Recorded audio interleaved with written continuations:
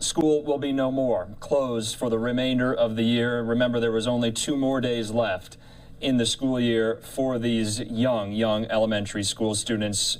Joining us now from the scene down in Uvalde, Texas, with the latest on this shooting investigation, Fox 26 Houston reporter Matthew Seedorf. Matthew, thanks for being with us. We know you just got there on the scene. What does it look like, and who have you spoken to since you've gotten there?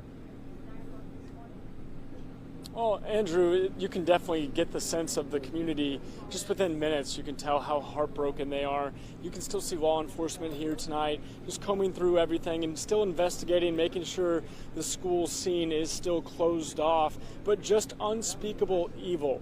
19 kids killed, 2 adults, and it seems like that death toll just continues to grow by the hour. And many families tonight still holding out hope, waiting for answers, hoping their kids are okay.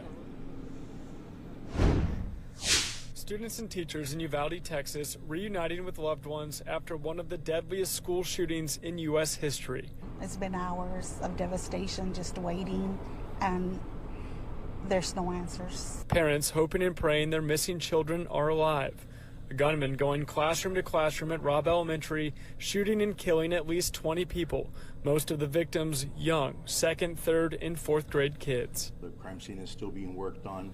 And again, we'll notify the parents and the families as soon as we have some news for them. Police now identifying the gunman as this 18-year-old Uvalde resident. Investigators believe he killed his grandmother late Tuesday morning before crashing a car outside the school. Then he somehow got inside the building with an evil mission, wearing body armor. It's believed that he abandoned his vehicle and entered into the Robb Elementary School in Uvalde with a handgun, and he may have also had a rifle. Authorities shooting and killing the lone gunman. Investigation is not complete. This is a tragic time in our district, and we greatly appreciate your patience and understanding.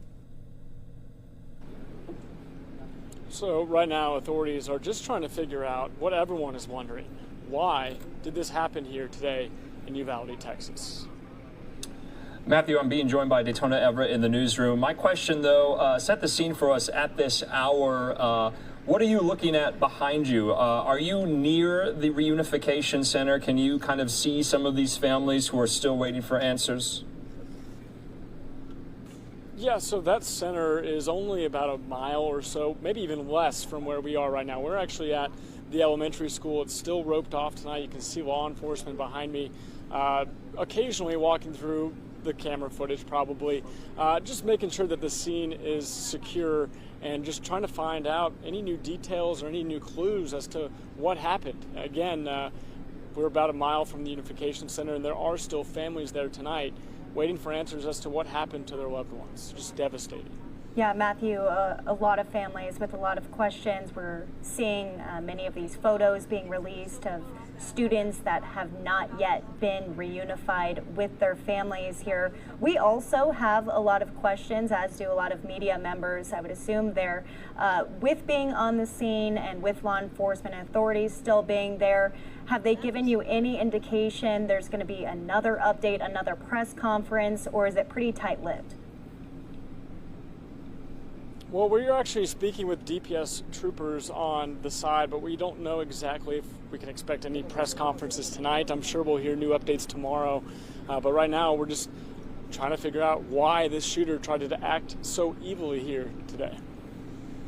Fox 26 reporter in from Houston, now in Uvalde, Matthew Seedorf. Thanks so much for that update. We'll be speaking again, I'm sure, in the next couple of days. Thanks so much.